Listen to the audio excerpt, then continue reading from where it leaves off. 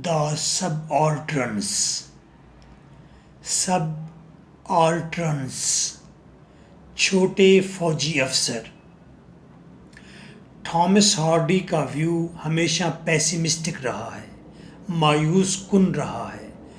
Thomas Hardy चूँकि खुद बीमार रहा है, इसीलिए गॉड और नेचर के बारे में ये एक पेसिमिस्टिक और बीमार व्यू रखता है।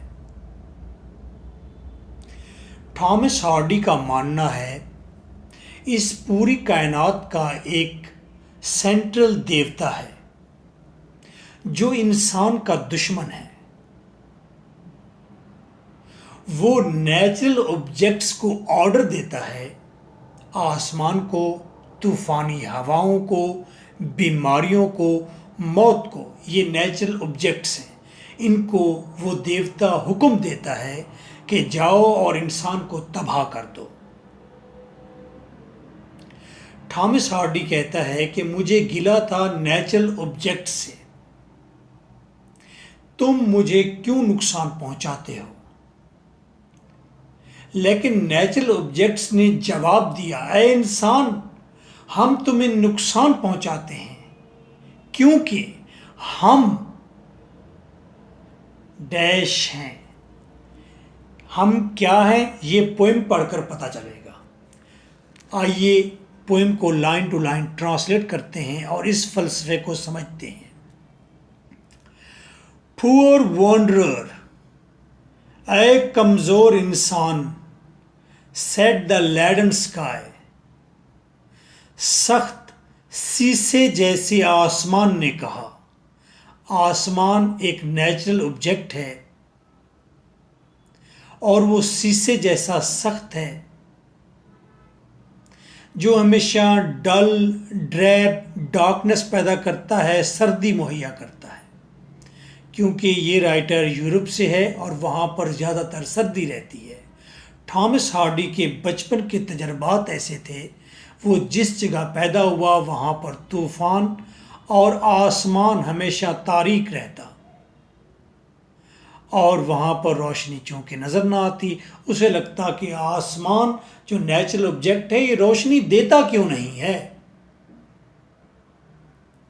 आसमान जवाब दे रहा है, ऐ इंसान, आई फेन, मैं खुशी खुशी वुड लाइटन दी, तुम्हें रोशनी दे सकता हूँ, रोशनी देकर तुम्हें लाइटन आसान कर सकता हूँ। शीशे जैसा सख्त इंसान बोल रहा है, इन्वर्टेड कामाज हैं, शुरू में देखें इन्वर्टेड कामा लगा हुआ है, तो ये आसमान की स्पीच है। आसमान ने कहा, ऐ कमज़ोर इंसान, आई फेन वुड लाइटन दी तुम्हें, मैं तुम्हें आसान कर सकता था, खुशी खुशी तुम्हें रोशनी दे सकता था। But there are laws in force, लेकिन कुछ कवानीन हैं जिन्हें फॉलो करना लाजिम है। इन फोर्स फॉलो करना लाजिम है ऑन हाई, और ये कवानीन दिए गए हैं किसी ऊपर वाले देवता से। किसी ऊपर बैठे देवता ने ये कवानीन दिए हैं जिनको फॉलो करना, इन्फोर्स करना मेरे लिए लाजिम है। विच से, और वो देवता कहता है, उस देवता के मुझे मिलने वाले जो कवानीन हैं, जो अहकामात हैं, वो कहते हैं इट मस्ट नॉट बी, कि ऐसा नहीं होना चाहिए। कैसा नहीं होना चाहिए? इंसान को लाइटन नहीं होना चाहिए, इंसान को रोशनी नहीं मिलनी चाहिए, इंसान को आसान नहीं होना चाहिए। थॉमस हार्डी को लगता है कि वो देवता जो सेंट्रल फोर्स है वो इंसान का दुश्मन है और उसने नेचुरल ऑब्जेक्ट्स को लगा रखा है इस काम पर कि वो इंसान को नुकसान पहुंचाए। आसमान कहता है, मैं तुम्हें रोशनी दे सकता था, लेकिन देवता ने मुझे हुक्म दिया कि तू इंसान को रोशनी नहीं देगा बल्कि डल, डार्क, ड्रैब एटमॉस्फेयर देगा जिसमें सर्दी होगी। आई वुड नॉट फ्रीज दी। दूसरा आप देखिए नेचुरल ऑब्जेक्ट है नॉर्थ, शुमाल, केटू की पहाड़ जहाँ से सर्द तूफानी हवाएं उतरती हैं। आई वुड नॉट फ्रीज दी तुम्हें, फ्रीज ठंडा ठार, मैं तुम्हें ठंडा ठार नहीं करना चाहती। शोर वन, ऐ कमज़ोर नंगे इंसान, इंसान तेरे जिस्म पर तो मोटी खाल भी नहीं है शेर की तरह। ऐ नंगे इंसान, मैं तुम्हें फ्रीज नहीं करना चाहती। Cried the north. शुमाली हवा ने चीख कर कहा, या शुमाल ने चीख कर कहा कि मैं तुम्हें ठंडा ठार नहीं करना चाहती।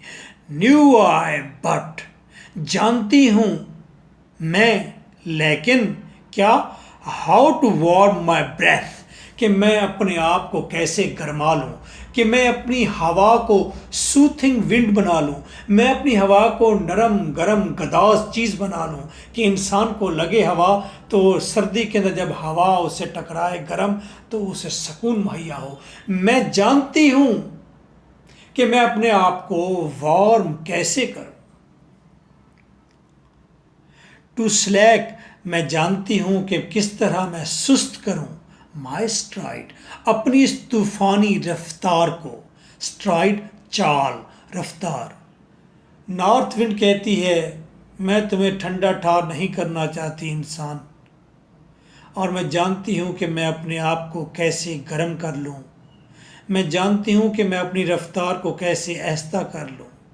But I am ruled as thou, thou तुम, दाओ, लेकिन मैं महकूम हूँ तेरी तरह। ए इंसान, ए इंसान, जिस तरह तू किसी देवता का महकूम है, इसी तरह मैं भी एक देवता के अहकामात मानती हूँ, उसकी गुलाम हूँ। तो इसका मतलब है कि human beings are also natural objects. जिस तरह आसमान, तूफानी हवाएं, मौत और बीमारी ये नेचुरल ऑब्जेक्ट्स हैं, इसी तरह इंसान भी एक नेचुरल ऑब्जेक्ट है। लेकिन बड़े देवता ने तमाम नेचुरल ऑब्जेक्ट्स को लगा दिया इंसान के पीछे कि इस इंसान को तो मुसलसल नुकसान पहुंचाओ। Tomorrow I attack the wait, said sickness, बीमारी ने कहा। टुमारो इन्वर्टेड कामाज में है, बीमारी की स्पीच है, बीमारी का डायलॉग है। बीमारी क्या कहती है? टुमारो, कल, आई अटैक दी, मैं तुझ पर हमला करूंगी। है इंसान, वेट, थोड़ा सब्र कर ले। येट आई स्वेयर, हाँ ताहम मैं कसम खाकर कहती हूँ। आई बेयर, मैं रखती हूँ। दाई लिटिल आर्क, तुम्हारे छोटे से अंग जिस्म के बारे में।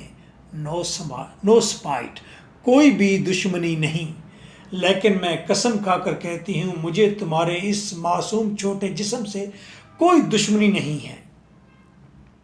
बट एम बिड, लेकिन मुझे हुक्म मिला है, मैंने हुक्म हासिल किया है। इंटर देर, कि मैं तुम्हारे जिस्म में दाखिल हो जाऊं, तुम्हें कैंसर लाहक कर दूं, तुम्हें टीबी लाहक कर दूं, तुम्हें दिमागी कमज़ोरी लाहक कर दूं, ब्लड प्रेशर, शुगर लाहक कर दूं। बीमारी कहती है मुझे तेरे जिस्म से कोई नफरत नहीं, कोई दुश्मनी नहीं, लेकिन मुझे हुक्म मिला है कि मैं तुम्हें तबाह कर दूं। ये बात वो समझ सकते हैं जो कैंसर पेशेंट है, वो समझ सकते हैं जो जवानी में कैंसर पेशेंट हो गए कि नेचुरल ऑब्जेक्ट आखिर क्यों इंसान का हॉस्टाइल है, दुश्मन है। इसलिए दुश्मन है क्योंकि वो बड़ा देवता या central force of the universe वो चाहती है कि इंसान मुसलसल नुकसान में रहे, ये तबाह हो जाए। कम हैदर सन, किसी ने बच्चा कहकर बुलाया तो वो कौन है? Last natural object. Come hither son, यहाँ आओ बच्चे। हैदर, यहाँ आओ। हेयर, आई हेयर्ड, मैंने सुना। थॉमस हार्डी कहता है मैंने सुना। डेथ से, मौत कह रही थी बच्चे इधर आओ। डायलॉग क्या करती है मौत? I did not will a grave, मैं नहीं चाहती कि एक कब्र शुड एंड, ख़त्म कर दे। दाई तुम्हारी पिलग्रिमेज, तुम्हारी रंग परंगी सफ़र वाली ज़िंदगी को, तुम्हारे इस पड़ाव को, तुम्हारे इस सफ़र को कोई कब्र ख़त्म कर दे, ये मैं नहीं चाहती। टुडे, आज के आज ख़त्म कर दे। कोई कब्र तेरी इस रंग परंगी सफ़र से भरी हुई ज़िंदगी को ये मौत कहती है मैं नहीं चाहती, बट आए लेकिन मैं टू भी एम अ स्लेव, एक ग़ुलाम हूँ। जिस तरह आसमान ग़ुलाम है किसी बड़े देवता का, जिस तरह के बीमारी ग़ुलाम है किसी बड़े देवता की, इसी तरह मौत कहती है मैं खुद भी ग़ुलाम हूँ किसी बड़े देवता की। और बड़े देवता का हुक्म है कि इंसान को तबाह करे, तो मैं तबाह कर दूंगी, ख़त्म कर दूंगी तुम्हारे इस रंग बिरंगे सफ़र को। So Thomas Hardy has pessimistic view, वो हमेशा मायूस कुन रवैया रखता है नेचर के बारे में। जिस तरह के कुछ राइटर हैं, विलियम वर्ड्सवर्थ या एस.टी. कॉलेज, वो नेचर से लव करते हैं। जिस तरह के W.H. डेविस है, वो कहते हैं वो नेचर लवर है, वो कहते हैं नेचर से मोहब्बत करो, नेचर आपको सूथिंग देगी। थॉमस हार्डी कहते हैं कौन सी सूथिंग, आखिरकार तो ये नेचर तुम्हें मार देगी,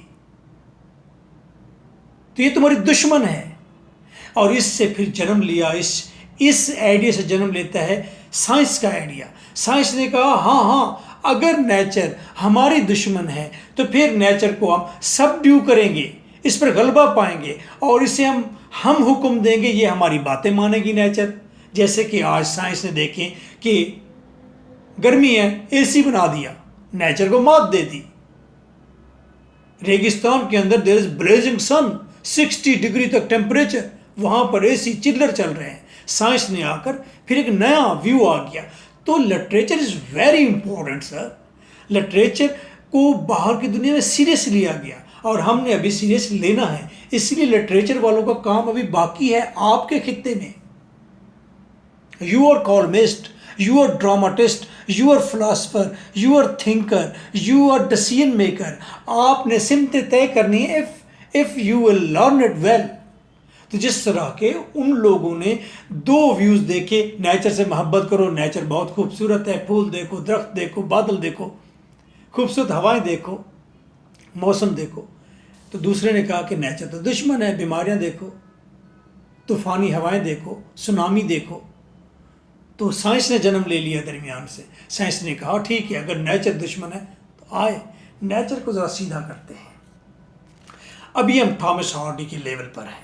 आज थॉमस हार्डी की ऐनक से हम देख रहे हैं कि नेचर कैसी है। थॉमस हार्डी की ऐनक से देख रहे हैं। जिस राइटर को पढ़ें उसकी ऐनक आंखों के सामने रख लें, उसकी ऐनक से दुनिया को देखें। वाह वाह वाह, this is the beauty, this is the,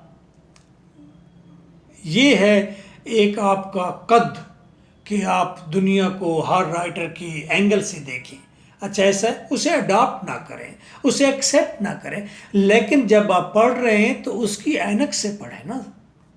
तो आइए, थॉमस हार्डी कहता है, लास्ट पैराग्राफ में कंक्लूजन क्या करता है, वो कहता है जब मुझे मालूम पड़ गया कि ये नेचुरल ऑब्जेक्ट जिनसे मुझे गिला था कि ये मुझे तबाह क्यों करना चाहते हैं, उन्होंने कहा ये ऊपर किसी सेंट्रल फोर्स का ऑर्डर है जो हम पूरा कर रहे हैं। हम तो जनाब सबऑर्डिनेट्स हैं, जूनियर फौजी हैं, हमने तो सिर्फ रेगुलेट करना है किसी भी हुक्म को। हम खुद जनरेट नहीं करते, हमारे अपना कोई आइडिया नहीं है, पर्सनल कोई एनिमिटी, कोई हॉस्टिलिटी, कोई दुश्मनी नहीं है। हम तो सिर्फ महकूम हैं, ऑर्डर के मोहताज है, जिस तरह इंसान तू ऑर्डर का मोहताज है। जब थॉमस हार्डी कहते हैं मुझे ये मालूम पड़ गया कि ये नेचुरल ऑब्जेक्ट, ये बीमारियां भी किसी से ऑर्डर लेकर मुझे तबाह करती हैं, तो ये मुझे तबाह करना नहीं चाहती, क्योंकि तबाह करना नहीं चाहती, ये भी बीमारी के अंदर एलिमेंट मौजूद है। जहाँ वो तबाह कर रही है वहाँ वो तबाह नहीं करना चाहती, इसीलिए तो हम ठीक भी हो जाते हैं। इसीलिए जब नॉर्थ विंड चलती है, वो सर्द होती है, इंसान को तबाह करना चाहती है, तो कभी कभी वही विंड हमें गर्म हवा मुहैया करती है, सूथिंग भी मुहैया करती है, क्योंकि उसकी इंटेंशन में, अपनी इंटेंशन में तबाही नहीं है। This is a philosophy. तो यहाँ कहते हैं कि जब मुझे पता चल गया कि ये नेचुरल ऑब्जेक्ट्स बुरे नहीं हैं, ये तो किसी जालिम देवता से ऑर्डर लेकर मुझे तबाह कर रहे हैं सिर्फ, तो फिर वो कहता है वी आर इक्वल, हम एक दूसरे पर मुस्कुराने लगे, क्योंकि we all are natural objects, इंसान भी और स्काई भी, बीमारी भी, डेथ भी।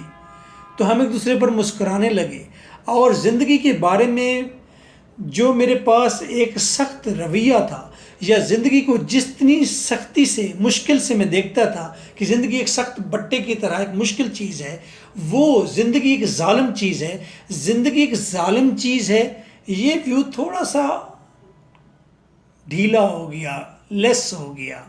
ज़िंदगी को जितना पहले मैं सख्त और ज़ालिम समझता था, मैं उसे अब कम सख्त और ज़ालिम समझने लगा, क्योंकि हम तमाम नेचुरल ऑब्जेक्ट्स ने अपनी अपनी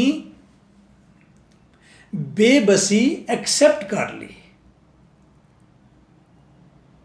लाजमी नहीं कि हर पोइम आपको एक भरपूर कंक्लूजन दे के what we have to do, but बड़ा राइटर वही होता है जो आपके अंदर सवाल छोड़ता है और आप कहते हैं कि कहानी तो अब शुरू हुई है। दिमाग कहता है कि इधर सोचो, इधर सोचो, इधर सोचो, और आप बहुत सारी चीज़ें सोचते हैं। We smiled upon each other then, फिर हम एक दूसरे के ऊपर मुस्करा दिए।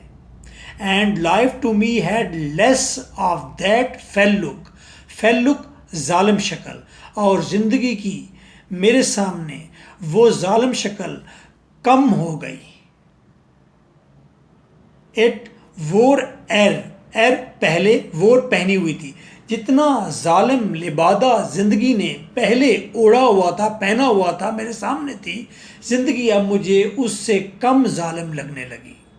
When they owned, जब तमाम नेचुरल ऑब्जेक्ट्स ने मान लिया देयर पैसिवनेस, अपनी महकूमी को, अपनी बेबसी को, हेल्पलेसनेस को, जब तमाम चीज़ों ने मान लिया कि हम खुद बेबस हैं और किसी का हुक्म पूरा करते हैं, तो फिर मैं भी एक नेचुरल ऑब्जेक्ट हूँ। मैं बाकी नेचुरल ऑब्जेक्ट्स जिनको बुरा मानता था, मैं उसको देखकर मुस्कुराने लगा, वो मुझे देख के मुस्कुराने लगे। अब इसका क्या मतलब है, आप सोचिए। जितना मैंने सोचना था मैंने सोच लिया। सो nice of you. That was Thomas Hardy. याद रखिए, थॉमस हार्डी का पैसिमिस्टिक व्यू है। आपने बब्बर शेर बनकर रहना है, इतना पैसिव नहीं होना, आपने पॉजिटिव सोचना है। सो नाइस ऑफ यू। मैंने इसके 3 क्वेश्चंस बनाए हैं, दीज आर वेरी इंपॉर्टेंट। वही क्वेश्चन ही एग्ज़ाम में आएंगे, उन्हीं में ही आपकी ऑब्जेक्टिव कवर होगी, वही क्वेश्चन सारे इकट्ठे करेंगे तो आपकी क्रिटिकल एप्रिसिएशन हो जाएगी 10 मार्क्स की। This is blessing for you. और my WhatsApp is 0300 4655 305 and the fee of notes is 5000। So nice of you.